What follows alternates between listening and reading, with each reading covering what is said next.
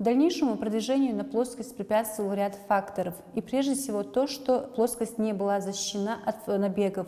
Походы турецких и иранских отрядов, набеги крымских ханов сопровождались захватом добычи, в том числе и в виде невольников. Бойкая работорговля шла на Крыму, откуда поступал живой товар из Северного Кавказа. Были у народов Северного Кавказа также свои внутренние неполадки, так как в этот период они переживали период феодальной раздробленности, а это значит период нефеодальных усобиц, столкновений и набегов. Продвижению на плоскость ингушам и другим народам препятствовал также тот факт, что кабардинские и кумыкские князья претендовали на контроль над плоскостными землями. В рассматриваемый период российское правительство, хотя и было заинтересовано в укреплении связи с ингушами в силу выгодного расположения их территории, но оказывать открытое покровительство все еще не решались, опасаясь негативной реакции со стороны Турции. Вместе с тем, согласно Белградскому договору 1739 года, Россия могла принимать под свое покровительство бежавших ингушей-христиан, а Турция покровительствовать беженцам-мусульманам. Императорский двор принимает решение тайно проводить христианизацию народов Северного Кавказа. Императрица Елизавета Петровна направила первых проповедников в религию на Кавказ, и хотя эта деятельность не принесла особых результатов, христианизация была поставлена на государственный уровень.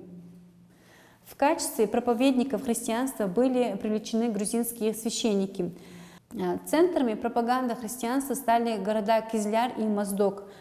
К началу 1745 года в Моздоке была учреждена духовная комиссия в составе 21 духовного лица во главе с архимандритом Пахомием. Комиссия проводила пропаганду среди местных жителей, причем, чтобы не подать повода к недовольству со стороны Османской империи и Крымского ханства, в комиссию были включены только грузинские священники. Принимающим христианство предоставлялись льготы в торговле, им выплачивались деньги, делались подарки. Побуждением к обращению христианства служило то, что им выплачивали 50 копеек, холст на рубаху и крестик, которыми снабжали каждого новообращенного. Но результат этой деятельности был довольно-таки скромным. По данным Лаврова, в Ингушетии за 21 год ее деятельности обращению христианства было подвержено только 2141 человек. Отсутствие серьезных успехов христианизации горцев вовсе не заставило Россию отступить. В 1756 году с началом Семилетней войны сложилась благоприятная международная обстановка для активизации политики России на Кавказе. 15 июня 1756 года, получив сведения о готовившемся на них набеге, отряд ингушей в составе 800 пеших и конных воинов расположился лагерем на берегу Терека. К ним явился иеромонах Григорий, который обещал в случае принятия христианства поддержку и покровительство со стороны Российской империи. В обсуждении приняло участие 60 наиболее уважаемых и умудренных опытом старшин. И выбор был сделан. Это был переломный момент в российско-ингушских отношениях.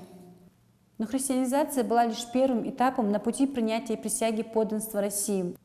В последующие 1758, 1759 и 1760 годы представители от ингушей не раз приезжали в Кизляр для обсуждения дальнейших совместных действий.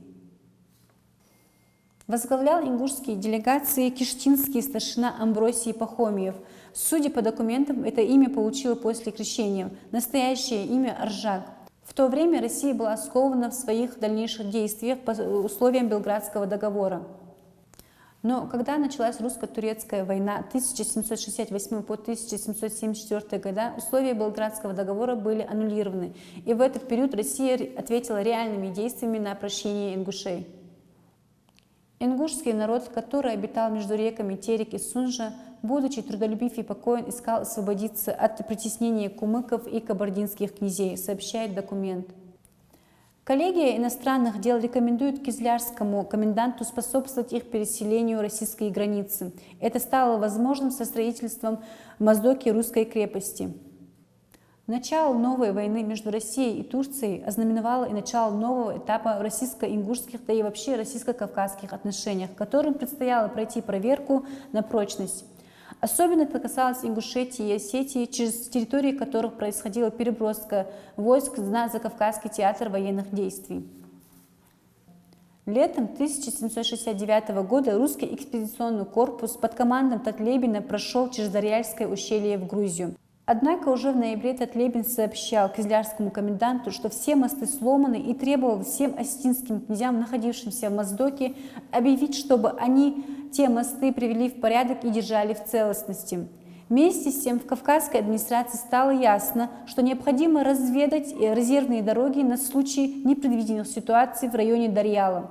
В Ингушевский уезд был отправлен прапорщик Тебелев с предписанием следовать от их уезду к самой Грузии той дорогой, о которой точно знает старшина одного уезда Чапанов.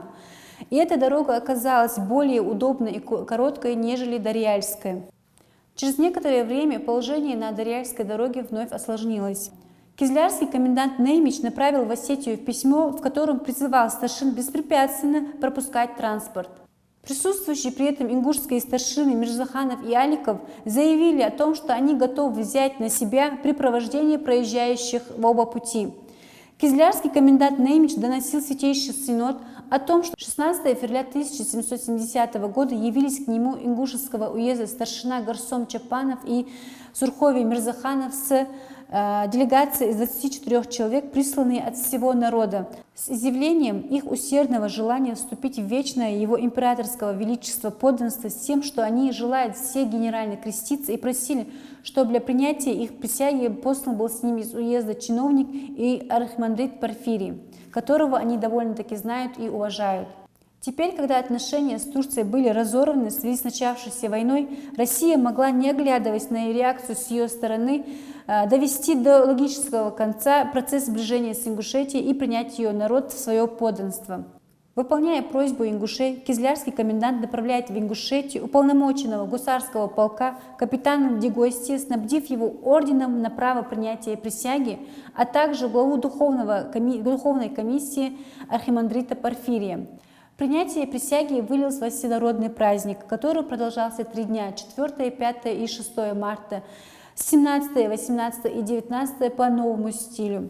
Близ селения Ангуш с символическим названием Бартабоси, что означает «склон согласия», в эти солнечные весенние дни собралось на сходе около 800 человек. 3 апреля 1770 года Неймич послал Святейший Синод особое доношение о принятии ингушами присяги. Коллегия иностранных дел 12 июля 1770 года одобрила эту присягу.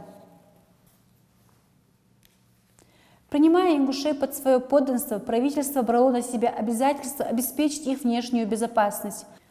Отметим, что из великого множества присяг, принесенных различными горскими обществами Северного Кавказа во второй половине XVIII века, практически все дореволюционные авторы особо отмечают присягу ингушей 1770 года. Вероятно, она имела какое-то особое значение не только для ингушей, но и для Российской империи. 22 августа 1810 года во Владикавказе представители 6 родов, проживающих в Назране, подписали акт о единении ингушей с Россией. Дополнивший условия присяги 1770 года акт подписали 10 представителей от каждого рода – Таргимхоевых, Цикмамбуковых, Аздоевых, Игиевых, Картоевых, Евлоевых и Хамхоевых. Вхождение ингушей в Россию происходило в тот период, когда она вступала в капиталистическую стадию своего развития. В политической, социально-экономической и культурной жизни ингушей в XVIII веке стали происходить изменения. Вступлением в российское подданство наши деды имели в виду основную цель – устранение препятствий к возвращению на свои плоскостные земли и установление в мире. И эта цель была достигнута, и уже в начале 80-х годов начинается процесс заселения Назранского района. Россия же видела в Ингушетии свой оплот на Северном Кавказе в условиях не совсем еще устойчивых ее позиций. Твердая пророссийская ориентация ингушей, которые контролировали перевальные дороги Закавказья, в условиях не устоявшихся позиций некоторых соседних народов во многом способствовал победоносному для России окончанию русско-турецкой войны. Таким образом, вступление в ингушей в российское подданство имело огромное историческое значение как для самих ингушей, так и для российского государства.